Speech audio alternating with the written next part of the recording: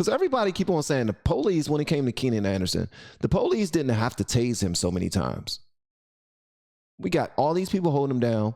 Why are they tasing him? Why are they tasing him? They don't have to tase him. Y'all ain't got to tase him. Just like the little boy that just now was killed outside of someone else's home because he was trying to steal someone's car. Well, this happened early on Saturday, and today D.C. mayor has now revealed the man who shot and killed a 13-year-old suspected of breaking into cars is a D.C. government employee. Our Stephanie Ramirez joins us now live from Northeast with more. Stephanie? Rob, Angie, the mayor confirmed this information today after being asked. Now, she still did not name that person, but she says that he is believed to be a longtime employee. And she said she does not know him when she was asked about that as well. Said that the outrage is different for different people.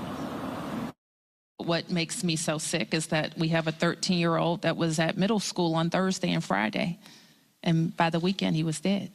Guys, dozens of residents packed the Turkey Thicket Recreation Center last night, voicing their frustration that the shooter was not immediately arrested or identified. Many people believing that the man not being identified as well is being protected for some reason.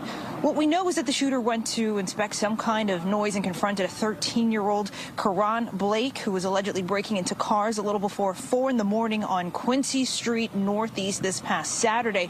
Sources said police were not able to immediately obtain a warrant, only having the shooter's account of events. The chief would not share what happened leading up to those shots fired, saying that that'll go before a grand jury to investigate whether charges should in fact be filed. I talked with a neighbor who said he doesn't care who the shooter is, that only boys delivering newspapers should be out at that time. Another neighbor yelled out the window, police need to identify this shooter and arrest that person to hold them accountable. A lot of different reactions.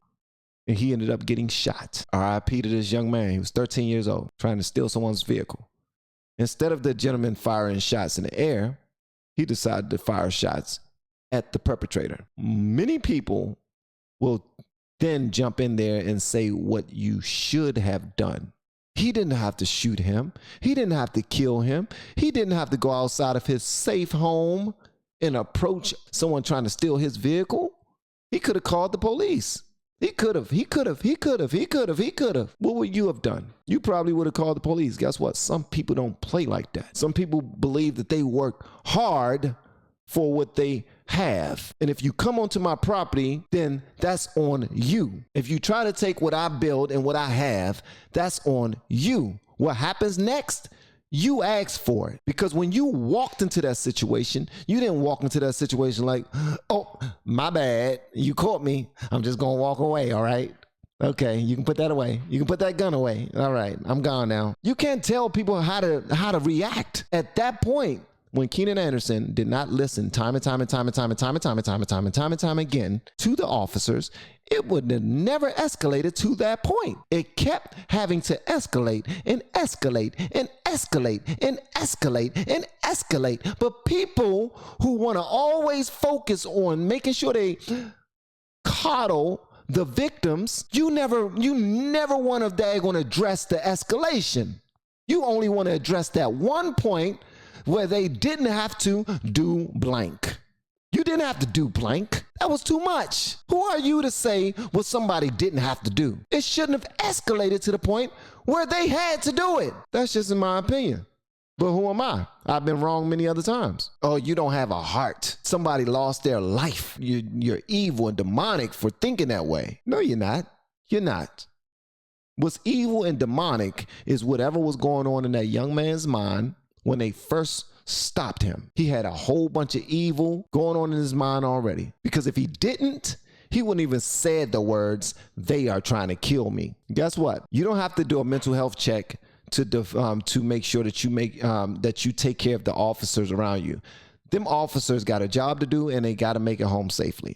Clearly, you're talking to somebody who is not there mentally, who will not listen to you, who will not do what you're saying. You're asking them to do everything. The gentleman with the taser, he felt like this right here is a better option than taking out the gun and shooting this dude. This right here is a better option than putting my knee on his neck. And guess what? He still wouldn't stop moving. He still still kept moving and talking about, they're trying to kill me. They're trying to kill me. I'm not moving. I'm not going to. He still, after being tased one time, he still wouldn't stop. After being tased twice, he still wouldn't stop. But everybody think they can do the job better, man. Relax. You cannot. Because if you could, you'll be doing the job. That's just how I look at it anyway. I wish that it didn't go that far, but that was on him. He's a grown man. What was he, 31 years old? A grown man. He made those decisions that ended him up right there. He made those decisions that ended him up on the ground with officers fighting to get him to stop moving. What do you think would have happened if he would have just said, you know what? Okay, you got me. I'm going to sit here like the first cop told me to do. I'm going to lay here like the 15th cop told me to do. Come on, man. At what point do you say, you know what? Yeah, get his ass. Y'all just don't want anything to happen to people who do wrong. I don't get that. I really don't get it. That just makes no sense to me. That's some soft mess right there. Every single person out there talking about how they're alpha male and how they're tough and how they're real men and all this other stuff. And then soon as there's a victim like this, you get into your beta male bag. You just want to protect them regardless. I don't care what they did. I don't care what they said. I don't care if it's the law to listen to the police officers. We don't care. They didn't have to do that. They didn't have to do that. Let me tell you something. You're not in a position to say that. These officers, I'm not going to judge their job. I'm not even going to put myself in a position to do that. You know what I mean? At the end of the day, he should still be alive, period. He should still be alive. And the accountability is all on him. He made the decisions to do what he was doing. He made decisions not to listen. And now we are discussing him after he's gone. He should still be here. He should definitely still be here. And it breaks my heart that he's not. But if you want to go look at the rest of the video, I don't know if that's something that you want to do. Go to Right Winged Angel on Instagram and it's there. I will also have the link below my videos so that you can go check it out. But I had to look into it, guys. I really did. So I'm going to read some of the comments that we have here. They said that the guy, Keenan Anderson, he was taken to the hospital and he passed away 4.5 hours later. If someone is down in the ground with 6 people holding every limb, why tase him unless for killing him? Nobody said that he had to be executed because he had evil in him. I believe that that was a bit excessive.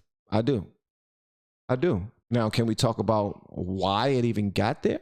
Because don't even try to skip to the ending and just discuss why it's excessive if you're not going to talk about everything that led up to that.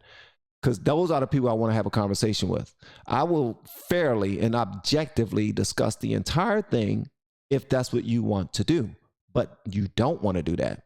People just want to talk about that one thing. You got 6 people holding you got 5 people holding per toe. They each holding their own toe. So on each foot, you got 5 people holding a toe. On each hand, you got 5 people holding a finger. And up there, you got another person holding his head. And they still tasing them. I don't get it. Let's talk about that walk up. Let's talk about that escalation to that point. Let's talk about that. If you're not willing to talk about that, I don't even know what to tell you, man, because you have to acknowledge that. At least acknowledge that. You know what I mean? That's what I look. That's how I look at it, in my opinion. You guys are going off. Okay, exactly. Discuss the entire situation, not just the part that fits your own agenda. Cops are peace officers. They are there to keep the peace. They are not there to protect you anymore than themselves. Y'all preaching. I ain't even gotta say much. Nah, man. Raymond, you gotta hold him to the standard. You got to. And if you don't, what's the point of discussing it? Do you have children? That's what I want to know. Do you have children? And do you have any 30-year-old children? Hey, I love you too. But I'm just saying, do you have children?